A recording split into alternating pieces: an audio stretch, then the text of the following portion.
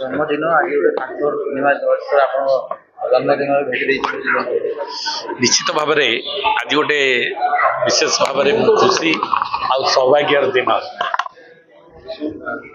ଲଢ଼େଇ ଭିତରୁ ଜନ୍ମ, ସଂଘର୍ଷ ଭିତରେ ଜୀବନ ଯାପନ କରୁଥିବା ଲୋକମାନଙ୍କ ପାଇଁ ଗୋଟେ ଚଳଚ୍ଚିତ୍ର ଥାର୍ଡ ଫ୍ଲୋର।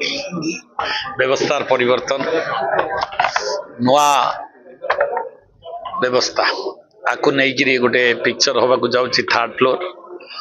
ଆଉ ସେଥିରେ ସୁଧାଂଶୁ ବାବୁ ଆମର ଫୋକସ୍ ପ୍ଲସ୍ ମିଡ଼ିଆ ଆଉ ଏଣ୍ଟରଟେନମେଣ୍ଟ ଅର୍ଗାନାଇଜେସନ୍ ତାକୁ କରୁଛି।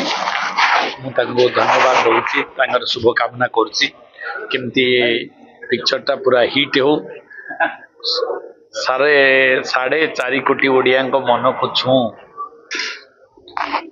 ଆଶା କରୁଛି ଏବଂ ସବୁ ଅଭିନେତା ଅଭିନେତ୍ରୀ ମାନଙ୍କୁ ମଧ୍ୟ ଶୁଭକାମନା ଆପଣମାନଙ୍କ ଜରିଆରେ ସମସ୍ତଙ୍କୁ ଜଣାଉଛି ଯେ ଏ ସିନେମାଟି ଓଡ଼ିଶା ଚଳଚ୍ଚିତ୍ର ଜଗତରେ ଗୋଟେ ନୂଆ ଆଶା ଉନ୍ମୋଦନ କରୁ। ଗୋଟେ ସବ୍ କଣ୍ଟେଣ୍ଟ ଅଛି ଡାଟି ପଲିଟିକ୍ସ, ଏମିତି କାହିଁ ସବ୍ କଣ୍ଟେଣ୍ଟ ରହିଲା?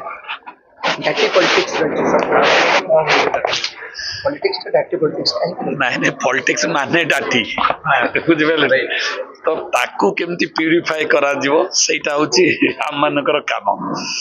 ପଲିଟିକ୍ସଟା ଧୀରେ ଧୀରେ ଧୀରେ ଡାଟି ଆଡ଼ିକୁ ଯାଇଛି। ସେଇଟା ବି ସେଇଥିପାଇଁ ପଲିଟିକ୍ସଟା ଯେତେବେଳେ ଡାଟି ହେଇଯାଇଛି ନାଁ ହେଇଯାଇଛି ଡାଟି ପଲିଟିକ୍ସ।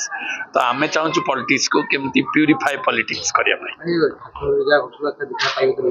ଆଜ୍ଞା, ଯାହା ଘଟୁଥିଲା ଆପଣ ତ ଲିଭେଇଥିବେ ଅଙ୍ଗେ, ଦେଖିବାକୁ ପାଇବେ ତ ଲୋକ। ନିଶ୍ଚିତ ଭାବରେ ଦେଖନ୍ତୁ, ଆଗେ ପିକ୍ଚର ଆସୁ, ଦେଖିବେ, ଦେଖିଲା ପରେ ତାର ମଜା ନେବେ। ଆପଣଙ୍କ ଜନ୍ମଦିନ ଆଉ ଆଜି ସୁଭଦ୍ରା ଯୋଜନାର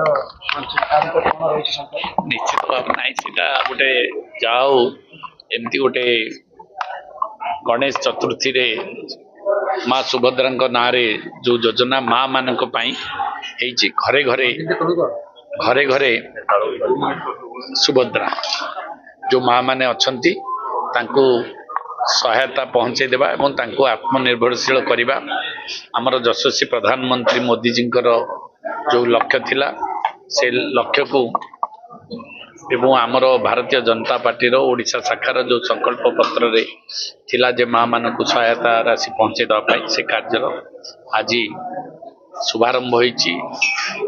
ସେ କାର୍ଯ୍ୟର ଯୋଉ ପ୍ରଚାର ପ୍ରସାର ପାଇଁ ଆଜି ଶୁଭାରମ୍ଭ ହୋଇଛି ଏବଂ ଆସନ୍ତା ଦିନରେ ଆମର ଭାରତର ପ୍ରଧାନମନ୍ତ୍ରୀ ଯଶସ୍ୱୀ ପ୍ରଧାନମନ୍ତ୍ରୀ ଆସିବେ ଏବଂ ତାର ଶୁଭାରମ୍ଭ ହେବାର ମଧ୍ୟ ସମ୍ଭାବନା। ଦୀର୍ଘ 24-25 ବର୍ଷ ଧରି ଚର୍ଚ୍ଚାର କେନ୍ଦ୍ରବିନ୍ଦୁ ଥିଲା ଥାର୍ଡ ଫ୍ଲୋର, ଆଉ ସେ ଚର୍ଚ୍ଚାର କେନ୍ଦ୍ରବିନ୍ଦୁ ନାହିଁ, କିନ୍ତୁ ପୁଣି ଥରେ ନୂଆ ସରକାର ଆସିଲା ପରେ ଥାର୍ଡ ଫ୍ଲୋର ସିନେମା ତାଦେହରେ କିଛି କଣ୍ଟ୍ରୋଭର୍ସି ଆଶା କରାଯାଇପାରେ।